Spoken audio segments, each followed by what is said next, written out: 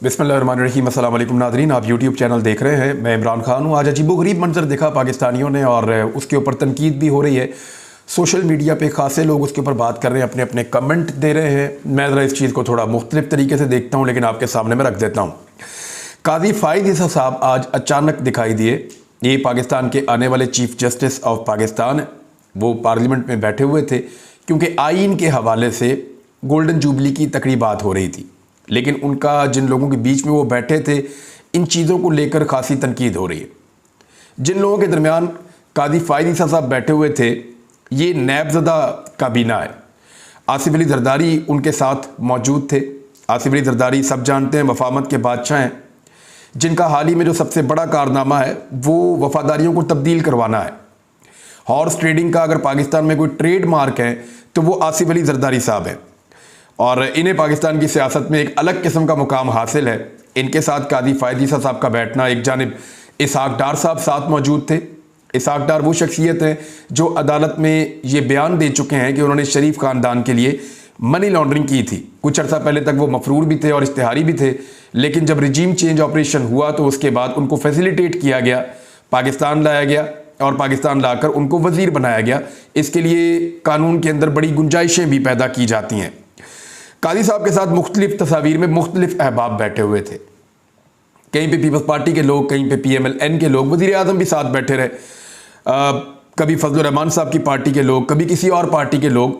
यानी ऐसा लग रहा था कि जैसे ये एक इजहार यकजहती है जो किया जा रहा है। बड़ी हैरत हुई ये देख कर, मुझे भी बहुत हुई, पाकिस्तान के अंदर जो बाकी लोग हैं उनको भी बहुत हुई। बहुत सारे लोगों ने इस पर बहुत सारे नुकात उठाए हैं। अज़हर सिद्दीक साहब जो सीनियर लॉयर हैं, उनका ये कहना है काजी फ़ाइज़ ईसा साहब के यहाँ बैठने के बारे में कि पार्लियामेंट के असेंबली हॉल में मौजूद हैं। जस्टिस काजी फ़ाइज़ ईसा आज इस दिन पार्लियामेंट में मौजूद है, उसी पार्लियामेंट में मौजूद है जिसने सुप्रीम कोर्ट का एक आईनी हुक्म मानने से इनकार कर दिया है। ये एक सियासी खेल है जो खुलकर सामने आ चुका है। ये जनाब काजी फ़ाइज़ ईसा साहब के बारे में एक और ट्वीट है अज़हर सिद्दीक साहब की, और बहुत सारे लोगों ने बहुत सारी ट्वीट्स की हैं। अता तारड़ मौजूद हैं जी बिल्कुल काजी साहब के साथ ही। इस शख्स ने हाथ में आइन की किताब उठाकर गंदे इशारे किए थे। इसके बुजुर्गों ने, यानी रफ़ीक तारड़ साहब आपको याद होंगे, उनका ब्रीफ केस बड़ा मशहूर रहा माजी में, और वो मुबैना तौर पे जजेस को, अदालतों को मैनेज करते रहे, ख़रीदते रहे नवाज शरीफ साहब की ख्वाहिशात के मुताबिक। और उस दौर के जो पुराने सहाफ़ी हैं या जो तारीख़ को जानने वाले लोग हैं, वो ये किस्से आज भी सुनाते हैं और इसकी मिसालें देते हैं, और ये तल्ख़ हक़ाइक़ पाकिस्तान की तारीख़ का हिस्सा बन चुके हैं। अच्छा, सिद्दीक जान साहब ने भी एक नुक्ता उठाया बाद में, वो मैं आपको बता देता हूँ। जब ये तकरीब चल रही थी तो सिद्दीक जान ने ट्वीट किया, उन्होंने कहा कि जस्टिस काजी फ़ाइज़ ईसा, बिलावल, ज़रदारी और शहबाज शरीफ सब ऐवान से चले गए हैं। कन्वेंशन तो अभी तक जारी है। क्या अंदर कोई खुफिया मुलाकात हो रही है? क्या chief justice of Pakistan justice Umar Ata Bandial साहब के खिलाफ कोई नई साजिश तैयार हो रही है? ये सवालात उठाए सिद्दीक जान साहब ने। अब हो सकता है काजी फ़ाइज़ ईसा साहब को अंडरस्टैंडिंग ना हो या उनको कुछ और बताया गया हो, जब वो वहाँ पहुँचे तो सूरत हाल कुछ और हो। इसका हल्का सा तस्करा भी उन्होंने किया है। लेकिन दुनिया भर में जजेस को एक ख़ास किस्म की इज्जत हासिल रहती है, एक मुकाम हासिल रहता है, और इस तरह के लोगों के बीच में जजेस नॉर्मली नहीं बैठते। उनके लिए अलग इंतज़ाम किया जाता है, और उनको एक मनसब के हिसाब से उनको मुकाम मिलना चाहिए था। लेकिन वो उन लोगों के बीच में बैठे जिनकी शोहरत, मैं ज़रा थोड़ी सी आपको बता देता हूँ, जो लोग शब खून मार कर रजीम चेंज ऑपरेशन के नतीजे में इक़्तिदार में आए। काजी फ़ाइज़ ईसा साहब आज उनके बीच में बैठे थे, जिन्होंने आते ही अपने तमाम केसेस फारी तौर पे ख़त्म करवाए। केसेस ख़त्म करवाने के लिए उन्होंने वो कवानीन ही ख़त्म कर दिए जिन कवानीन की वजह से वो गिरफ्त में आते थे।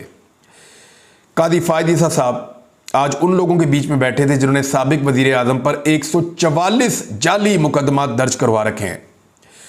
उन लोगों के साथ बैठे थे जिन्होंने सियासी मुखालिफिन पर बदतरीन फस्तायत का मुजाहरा किया है, जिन्होंने इस मुल्क में सहाफ़त मुश्किल बना दी। सहाफ़ियों के ऊपर इन्होंने गद्दारियों के और बगावतों के मुकदमे दर्ज करवाए हैं। इंसानी हकूक़ की बदतरीन पामालियाँ की हैं अपने सहूलतकारों के साथ मिलकर। चादर और चार दीवारी का तकद्दुस बार बार पामाल किया है। ख़वातीन की बेहुरमती बार बार की गई है। काजी फ़ाइज़ ईसा साहब उन लोगों के बीच में बैठे जिन्होंने गरीबों के साथ कुछ वादे किए और ख्वाब दिखाए, और उसके बाद इक़्तिदार में आने के बाद वो तमाम ख्वाब तोड़ दिए। जिन्होंने मंडियां लगाई और बार बार लगाई, जिनकी ऑडियोज और वीडियोस तक मौजूद हैं कि ये कैसे मंडियां लगाते थे और कैसे इंसानों को खरीदते थे, हॉर्स ट्रेडिंग करते थे, जिन्होंने महंगाई 3 गुना ज़्यादा कर दी है, पाकिस्तान की मईशत को डबो कर रख दिया है। कादी फायद ईसा साहब इन लोगों के दरमियान में बैठे थे, जिन्होंने इसी ऐवान के अंदर चीफ जस्टिस ऑफ पाकिस्तान और सुप्रीम कोर्ट ऑफ पाकिस्तान की तौहीन की है, बार बार की है और आज फिर की है। मुझे नहीं लगता कि कादी फायद ईसा साहब को इन लोगों के दरमियान बैठना चाहिए था। बहरहाल वो एक मुअज़्ज़िज़ जज है, ये उनका अपना फैसला है, वो जहाँ चाहें शिरकत कर सकते हैं, लेकिन ऐसी मिसालें हमें इस तरह से मिलती नहीं हैं जैसी यहाँ पे कायम की जा रही हैं पाकिस्तान के अंदर। कादी फायद ईसा साहब ने बाद में ये कहा, बेशक वो ये कह दें, लेकिन उनकी मौजूदगी ने एक तासुर ये कायम किया है कि पीडीएम की जमातों की तरफ उनका झुकाव है और पीडीएम की जमातें जो हैं वो भी हर जगह पे कादी फायद ईसा साहब का नाम बुलंद करती हैं। तो ये चीज़ें जजेस को सियासी लोगों के साथ जोड़ देती हैं और बाद में जब जजेस फैसले करते हैं तो उन जजेस के फैसलों के ऊपर एतराज़ किया जाता है। फ़र्ज़ कीजिए अगर पाकिस्तान तहरीक इंसाफ ने ऐसी कोई तकरीब रखी होती और कोई जज उसमें आ जाते तो मरियम नवाज़ और नवाज शरीफ का बयानिया क्या होता।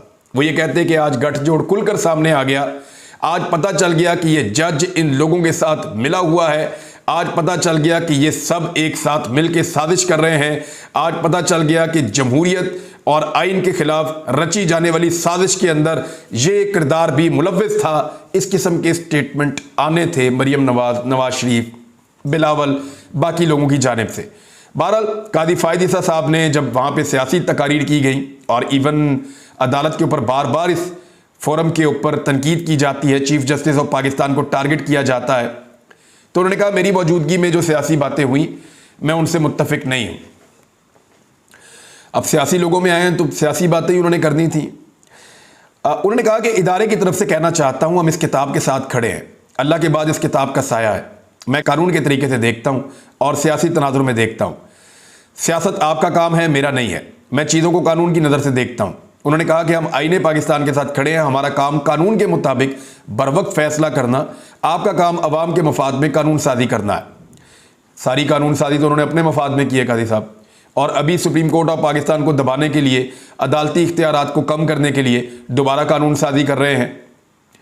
उन्होंने कहा जी कि हमारा काम है आइन और कानून के मुताबिक जल्दी जल्दी फैसले करें। फिर कहा कि हम कभी कभी दुश्मनों से इतनी नफरत नहीं करते जितनी आपस में करते हैं, अपनी गलतियों और नादानियों को समझकर आगे बढ़ना चाहिए। कादी फायद ईसा ने कहा कि आइन की गोल्डन जुबली में शिरकत के लिए हाजिर हुआ, दूसरे जज साहिबान इसलिए नहीं आ सके, शायद वो मसरूफ़ थे। मैंने पूछा था क्या बातें होंगी, बताया गया आइन की बातें होगी, मेरी मौजूदगी में जो सियासी बातें हुई उनसे मेरा कोई ताल्लुक नहीं है। और डिस्क्लेमर भी दे दिया कादी फायद ईसा साहब ने। उन्होंने कहा हो सकता है कि अगर यहाँ बैठने वाले अफराद के खिलाफ फैसला आ जाए तो आप कहें कि हमने तो आपको बुलाया था, फिर हमारे खिलाफ फैसला दिया, शायद मेरे खिलाफ तनकीद हो, हम दस्तूर के साथ खड़े रहेंगे और उसके मुताबिक काम करेंगे। देखिए कादी फायद ईसा साहब अब कोई भी फैसला करेंगे ना मुतनाज़ हो जाएगा मामला। पीडीएम के खिलाफ फैसला करेंगे तो कहा जाएगा कि स्कोर सेटल कर रहे हैं, बराबर कर रहे हैं, मसलियत है। इमरान खान के कोई भी फैसला सुनेंगे भी तो लोग कहेंगे कि नहीं, ये अब नहीं सुन सकते इसलिए कि इमरान खान के मुखालिफों के साथ जाकर बैठ गए हैं। अब इस सूरत हाल में मुझे नहीं लगता कि यानी अदालत को और कितना कंट्रोवर्शियल करना है। कादी फायद ईसा साहब का ये वाला फैसला तो मेरी बिल्कुल समझ से ही बाहर है, मुझे नहीं समझ आई कि ये क्या हुआ है। इसी फ्लोर के ऊपर खड़े होकर सुप्रीम कोर्ट ऑफ पाकिस्तान के मुअज़्ज़िज़ जज साहिबान की तौहीन बार बार की जा रही है, नाम ले लेकर, और वहां पे कादी फायद ईसा साहब आने वाले चीफ जस्टिस खड़े।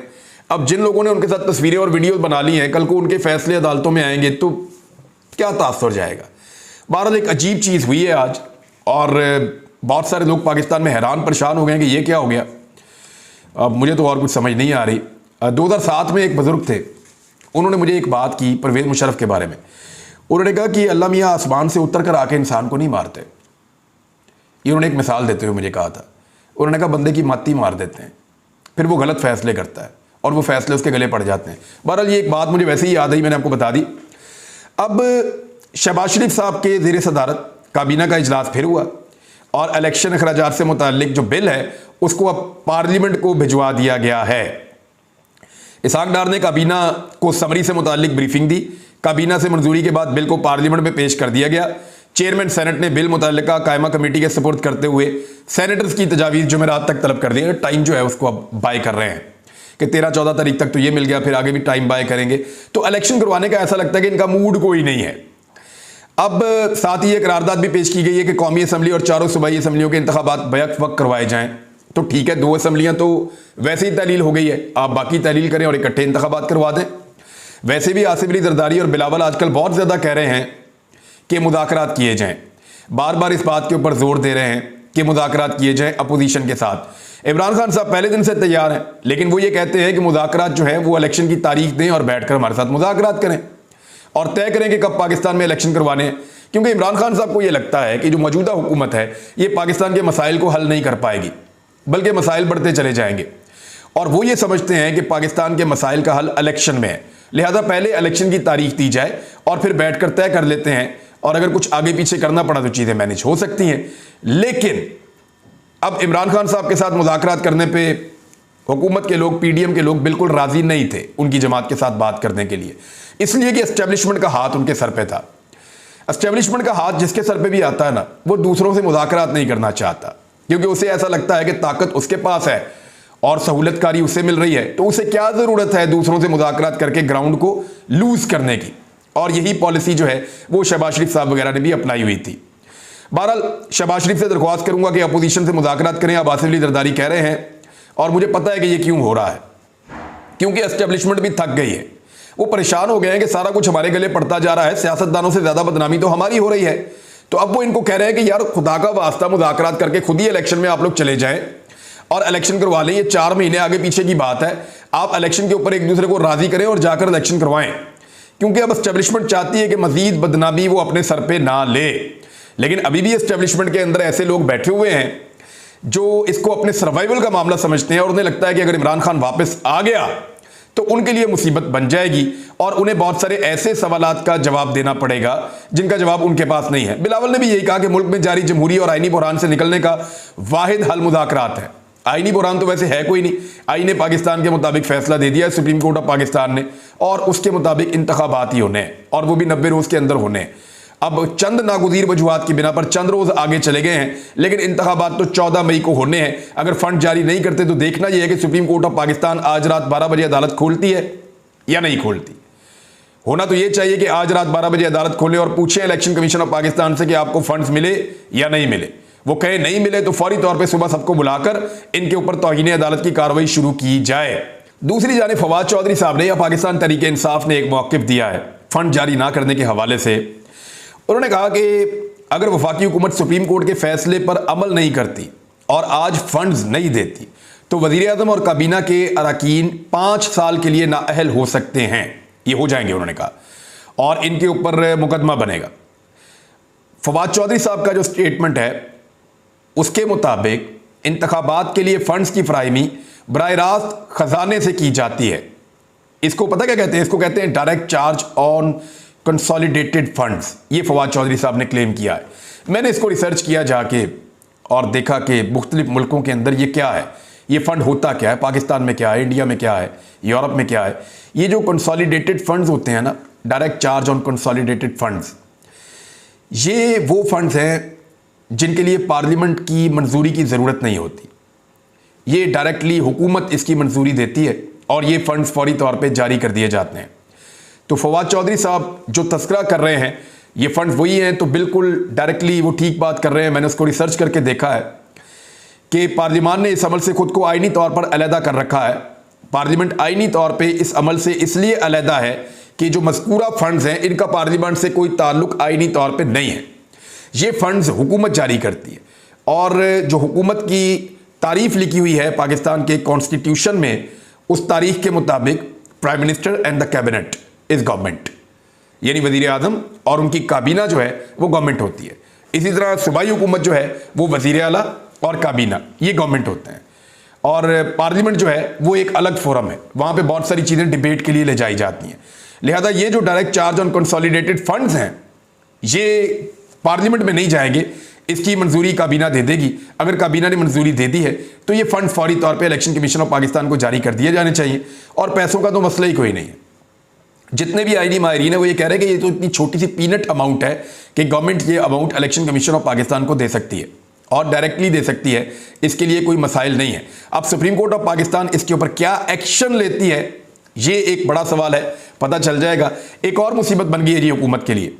हुकूमत ने कोशिश की कि 1990 से लेके 2000 तक का जो रिकॉर्ड है वो पब्लिक ना करना पड़े, यानी 2001 तक का जो 1990 से लेकर रिकॉर्ड है तोशा खाना का, वो पब्लिक ना करना पड़े, क्योंकि लाहौर हाई कोर्ट ने हुक्म दिया हुआ था। इससे पहले वाला रिकॉर्ड तो इन्होंने मुबैना तौर पे टेम्पर्ड करके पेश कर दिया था ना, ये रिकॉर्ड देना नहीं चाह रहे थे कि इसमें बड़ा गंद घोला है पीपल्स पार्टी ने और नून लीग ने। अब हुआ ये कि ये अदालत में गए, उल्टा के इनको कोई फेवर मिलती, ये एक और बेंच के अंदर गए अपील लेकर, और जो बेंच बना उस बेंच ने, 2 रुकनी बेंच ने जो फैसला जारी किया, उस फैसले के मुताबिक इन्हें अब कह दिया गया है कि आप 1947 से लेकर 2000 तक का रिकॉर्ड लेकर आए। यानी पहले इनको सिर्फ 1990 से लेकर 2001 तक का रिकॉर्ड लेकर आना था, और अब 1947 से लेकर 2001 तक का रिकॉर्ड लेकर आना है। ये फंस गए बहुत बुरी तरह। उसी तोशाखाना जिसमें ये इमरान खान को फंसाना चाहते थे, बकाफाते अमल आप देखिए कि इमरान खान उसमें से निकलते हुए दिखाई दे रहे हैं। दूसरी जानिब उसी तोशाखाना के अंदर ये तमाम जमातें खुद धंसती चली जा रही हैं।